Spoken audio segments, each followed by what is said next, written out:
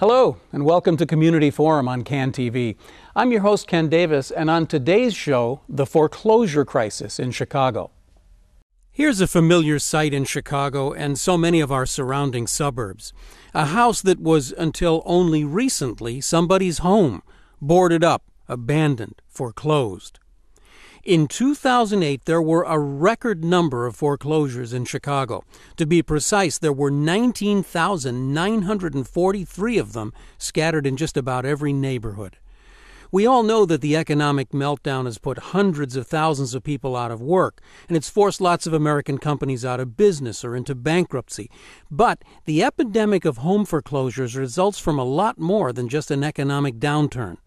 It has a lot to do with bad mortgages written with adjustable rates that skyrocketed after just a few years, mortgages written at unconscionably high interest rates, and yes, a bunch of mortgages given to people who couldn't possibly make more than a few payments and shouldn't have ever been given approval in the first place. On today's program, we'll look at a very revealing study into Chicago's foreclosure crisis. We'll find out how we got here and talk with some of the people who are really trying to help families who've been victimized. So if you find yourself in this situation, or if you live in a community with a lot of these recently boarded up houses, please stay tuned. We may have some helpful information for you right here on Community Forum. And right here on Community Forum, we have a lot to cover today. It's going to be a busy program because we have a rather large problem facing the city of Chicago right now. Andrea Frye is joining us, the Communications Director for NTIC, the National Training and Information Center here in Chicago. Andrea, welcome. Thank you. So you guys did a study, a rather exhaustive study, and you came up with the conclusion that there were in 2008 almost 20,000 families that lost their homes from foreclosure? That's right. A number that has doubled since 2006, in fact. What we found, and we've actually been doing studies on foreclosures for a number of years. I think the first one dates back to 1998.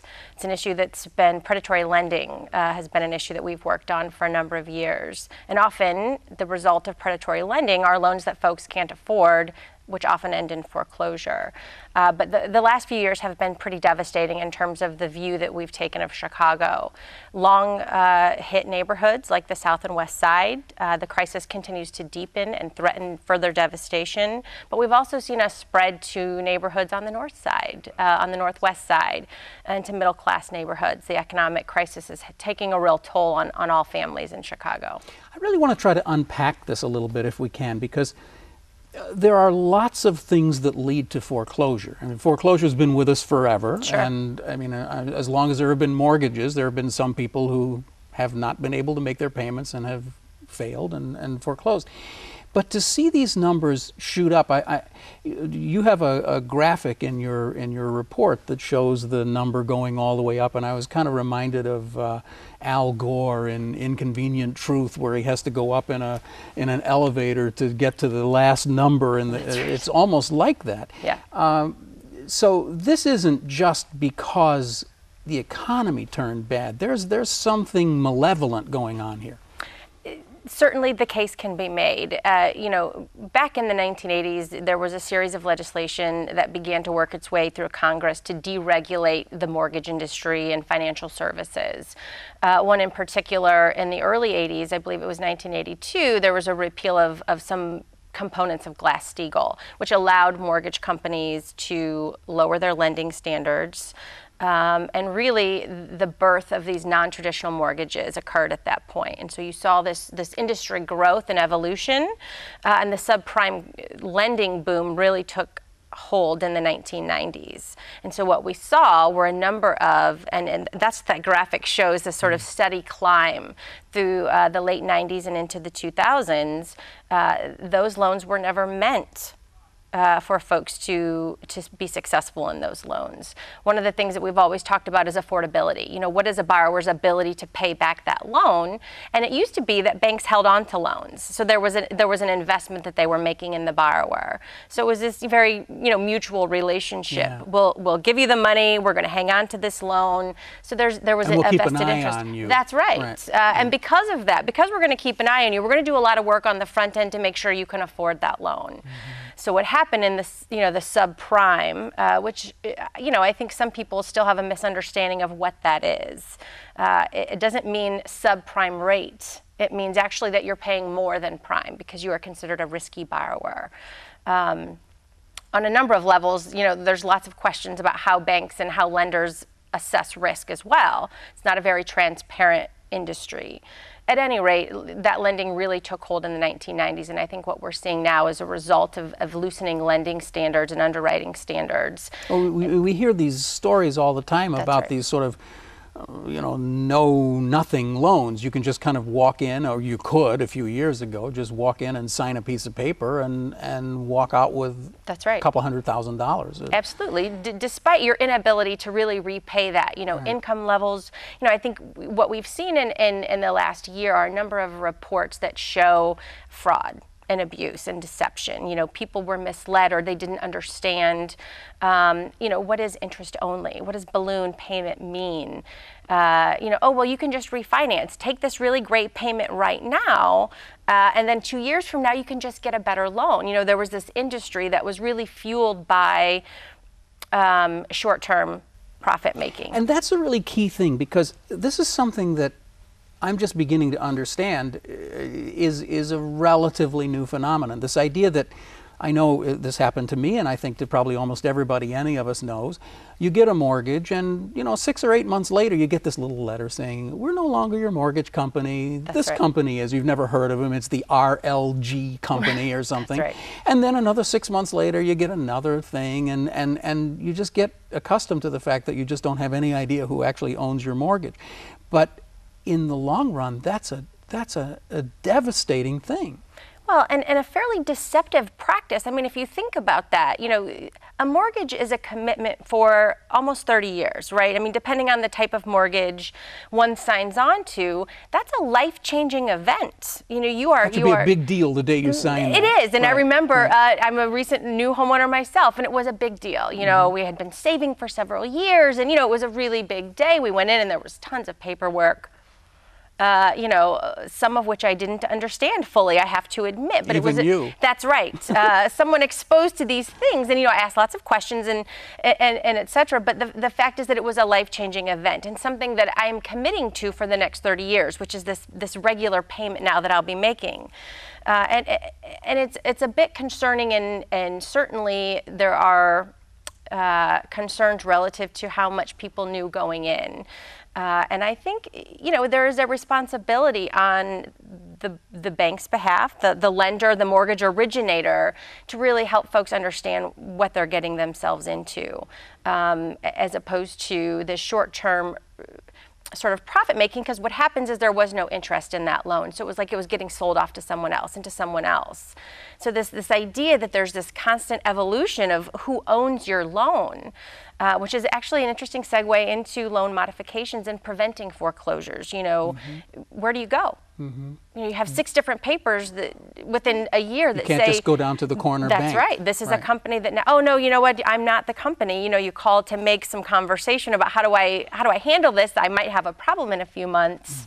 Well, you have to call so and so. So it's this maze that people then find themselves in. I want to just bookmark that for a second, because one of the most fascinating things that we've already alluded to about your study is that this number of defaults went up dramatically in the last couple of years. Yes. But it's not just because the economy went bad, it's because these were ticking time bombs that had been set back in like 05, 06, 07. That's right. Sort of really what we consider to be that period of time when, these new types of loan products, ARMs, balloons, interest only, no money down, mortgages, really took hold. There was a flurry of mortgages made during that time period. I think it's 86% of the loans that went into foreclosure in 2008, based on our analysis, were less than 3 years old.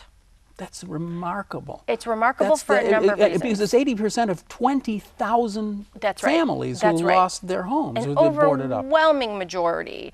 And a young loan, you know, just to put some perspective and context around what that means, again, most folks prior to the 1980s, there was one type of loan. It was a 30-year fixed, a 40-year fixed. You know, these are very long-term commitments. And so for someone after just 3 years or even 2 years to face foreclosure because they can't make the payments, you know, it really makes you wonder a number of things. What was this loan? What did they know? You know, what was on their application? You know, what were these mortgage originators and these brokers telling folks that would convince them to sign on to something against their own best interests? So I think there's a number of questions. And another sort of fascinating aspect to this to me is that it kind of falls into a lot of buckets of different kinds of people. Obviously at one end there's people, and we've heard a lot of people complaining about them. There are people who were just nuts. I mean, they just they should have known better than to do this. But there's a much larger pool, I imagine, of people who just kind of, you know, they're sort of in the middle. They maybe knew they were stretching a little bit, but they were being told, don't worry about it. You can always write another loan later on. That's right. Well, I mean, if you consider home ownership and the way that our culture has really lifted that up as a wealth building tool, and for many families, particularly communities of color and low income, you know, that is, owning a home, you know, is attuned to the American dream, right? It's a way to sort of pass on wealth to your family and to your children, and to help you really establish yourself as an American in this country. And so, you know, I think it's really unfortunate the way that this has played itself out, and it's across the county, across the Chicagoland. As I noted earlier, while there are definitely places in the city of Chicago that have seen a real deepening of the foreclosure crisis, you can walk on a number of neighborhoods on the south and west side and just see the devastation. It is not hard to see with the naked eye. But what you're seeing is, you know, we do this map where you put dots down for foreclosures. And if you look at it over the course of a couple of years, it just becomes, the dots are red, it just becomes redder and redder and redder. The density across the city, across census tract, is pretty remarkable. And so it does speak to a number of things. Now, you are the NTIC, you're kind of a policy and research organization, so you've made a huge contribution by studying this for us. But we had an opportunity earlier to talk with another organization, the Neighborhood Housing Services, NHS. Now, NHS is in the business of kind of trying to actually get in there, roll up their sleeves, and help people get out of these messes. And I know we had a chance to talk with Michael Van Zalingen, who is he's the director of home ownership services. He had some really amazing things to say about the kinds of stories they've had, and what really blew me away was the numbers of people who've been coming to them. Let's take a look at that right now. Great. We realized that in 2009 there's probably going to be about 30 to 35,000 foreclosures just in the city of Chicago, and there are not enough housing counselors to provide one-on-one counseling for all of those people. So we decided to come up with an economy of scale, some way to deliver mass housing counseling service. So we came up with the idea of the Fix Your Mortgage event, which is it's at a public space like the Chicago Police and Fire Training Academy, where we have about 150 trained volunteers who can meet with a homeowner, sit down with them one-on-one, and apply for President Obama's loan modification for them on spot, and then actually fax that application off to their lender that day. And the turnout has been tremendous. The first event we did, there were between 1,500 and 2,000 people who showed up, and we were only able to work with about 600 of them. There was just so many people and not enough volunteers. And on the second event, we had about 350 people show up. And it's a testament to how much people are, it's a testament to how dire the situation is, that there are just that many people who are desperate for help, who know that something's wrong and are looking for some kind of solution. The idea that people are too ashamed to reach out for help, that's not true. People are desperate for help. It's just there's not that much help available. Is there a way to characterize who these people are? What, is it a cross-section of people, or is it a specific cohort of people who are in this kind of trouble? The people who are in trouble now, they run the range of the economic ladder, types of loans, and things like that. A year and a half ago, 2 years ago, the typical person in foreclosure in Chicago was making about $25,000 to $35,000 a year, had an adjustable rate mortgage that they'd just gotten within the last 2 years, and was having trouble making those payments. Now we see people who are making $200,000, $300,000 a year, and they cannot make their mortgage payment. So it's a cross-section of folks who have become unemployed, underemployed because of loss of sales, lower commissions, or one person in the household has lost their job. We also see just working families who are having trouble paying the heating bill and their mortgage and food and things like that. And we also see people who bought two, three, four, five flat mom and pop type apartment buildings, and they cannot rent those buildings out because of the condition or just the market's kind of soft, and they still have to pay the mortgage on that building, and they're struggling with that. So there's lots of reasons why people are coming to these events. But when they come to you, what kind of thing can you do for them? I mean, can you work with them to get a lower interest rate, or what do they walk out with that they didn't have when they came into the beginning of this meeting? Sure.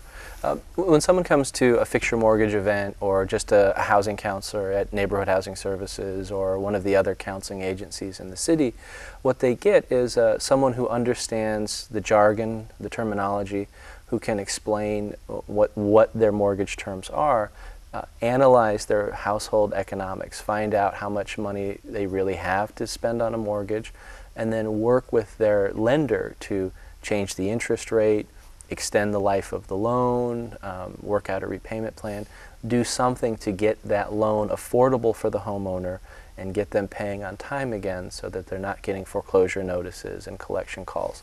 And specifically at our Fix Your Mortgage events, what we're doing is actually filling out the application for President Obama's loan modification program. So that's a program that reduces their mortgage payment to 31% of their gross monthly income. So it's a fixed thing. So maybe right now your mortgage payment is 110% of your gross monthly income, or 80% of your gross monthly income. What the Fix Your Mortgage events do is apply for President Obama's program where it's reduced to 31% of the household's gross monthly income. And that's something that we do for free. Instead of going to a for-profit housing counseling company or a loan modification company that's going to charge you $1,000 to $3,000 and probably not do it right if they do it at all. So we're saving people thousands of dollars by doing it for free in one day. How do you do that? Where do you get your money to be able to do that? Well, we get the MacArthur Foundation has given us grant money to pay for the food, the paper, the copiers, and things like that. We're funded by the federal government. We're funded by foundations, financial institutions. And we were very lucky in that Attorney's Title Guarantee Fund, which is an attorney-owned title company here in Illinois, has 4,000 attorney members who are looking to do community work. And they brought in 100 attorneys who volunteered to devote a day to processing these applications and also taking the time to learn exactly what President Obama's plan is and how to do the application. So that's a pretty remarkable contribution on their part. So how does one get involved in this? There must be a phone number to call. Sure. If you want to get involved, call 773-329-4185 if you're looking to get help with your mortgage, or if you'd like to become a volunteer and help homeowners avoid foreclosure here in the city. Michael, thanks for joining us today. Thank you. Welcome to Community Forum here on CAN TV. My name is Ken Davis, and we're also here today with Andrea Frye, who is Communications Director for NTIC. We've been talking about a very interesting and informative study that NTIC just recently completed. Now, Andrea, just a few minutes ago, or a little earlier today, when we were talking with Michael, who we just saw, Michael added something afterward that I thought was really apropos to this discussion we've been having here. He said that, they'll have these mass events with 90 or 100 people or more. and they will help them file all the paperwork and get them to the banks, but it's almost exactly what we were just talking about before. He said, and I wrote this down, it can take 130 days to get a loan modification, and that is really only just an answer, which might be yes or no. That's right. I was going to say, if you weren't going to say it, which is to get an answer, which is not a certain yes. I think, you know, in Illinois we live in a judicial modification state, which means the process on average in this state takes 210 days to go through foreclosure. Trying to get a loan modified is nearly as long. And I think there are a number of reasons for this, one of which I find most poignant is that any of the programs that are now out there, you know, the president has a home affordability stabilization program. Previous president had also a program out. There are a number of programs out there. Part of the problem is that they're voluntary. And this sort of alludes to what Michael was getting at, which is there's a very complicated process, number one, that you go through to even file the right paperwork.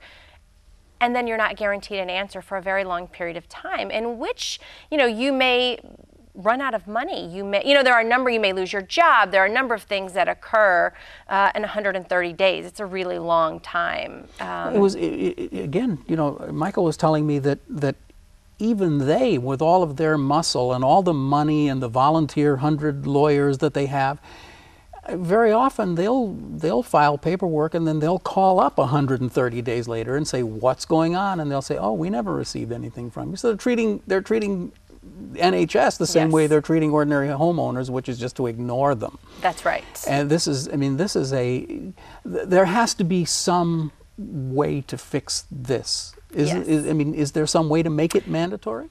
Well, you know, we have proposed a number of solutions, one of which is when, you know, the Troubled Asset Relief Program, right, the TARP money as it's so called. You know, one of the things that we were pushing for was that loan modifications should be a part of the package. So if you're going to take billions of dollars of taxpayer dollars, of federal money, that you should be required to participate in these programs to modify loans down into affordability. So that was, you know, an opportunity that was lost, I think. That never made it through the Senate, right? That's right. The money made it through the Senate, naturally. You know, the billions of dollars, right. That's right. As we all know, the banks were bailed out with billions of dollars.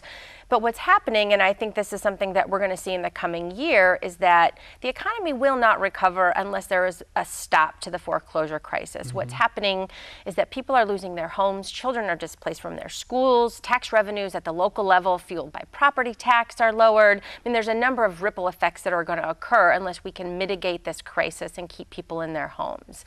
And that requires legislative relief of some kind. It requires, you know, our bottom line is that it requires people to be able to afford the loans they have. And so there's a number of ways to go about doing that. But the bottom line is that, you know, if you want to stop the foreclosure crisis and stop the devastation in the communities that we're seeing, boarded up buildings, declining tax revenues, that you're going to have to modify loans. It is the one surefire way to sort of stabilize the housing crisis that we're seeing. Now, we may have given the wrong impression there that NHS has their hands tied behind their backs and can't really help. That isn't true. We had the opportunity yesterday to go out to South Chicago and talk with Gail Gibson, who is an individual who was really helped, I mean, in a big way. And we wanted to go out to her house and have her tell the story. So let's watch that right now. This is Gail Gibson. You know, a lot of things escalated. My job cut back on hours. My husband lost his job. And my son, he was constantly sick. He has a chronic disease, and I was always off work. And so, like I said, I was up one day, and everything escalated downwards. And that's how I became in the situation I was recently in. So you got your mortgage in what year? 2007. I woke up one morning and my adjustable rate went sky high. So in practical terms, in dollars, how much did your mortgage go up? It went like from low thousand, you know, like $1,100 to almost $1,400, $1,500. All in one day? All in one day. No notice, no nothing. I just got a call and said everything changed in my mortgage. And it was incredible. So you were able to work with the Neighborhood Housing Services, and, Yes. and they were able to help you out a little bit. Well, Yeah. tell us what happened. I was shifting to some of my old mail, and I saw a flyer. It came from the Neighborhood Housing Services, and I said, oh. And it suggested that I go to a seminar and, get familiar with foreclosures, because that was the hottest subject going on in the neighborhoods. And I did. I went, and it was the best experience I've ever had. They're very organized. They answered all my questions, and I loved it. And what happened for you? I mean, your mortgage payment went down? Yeah.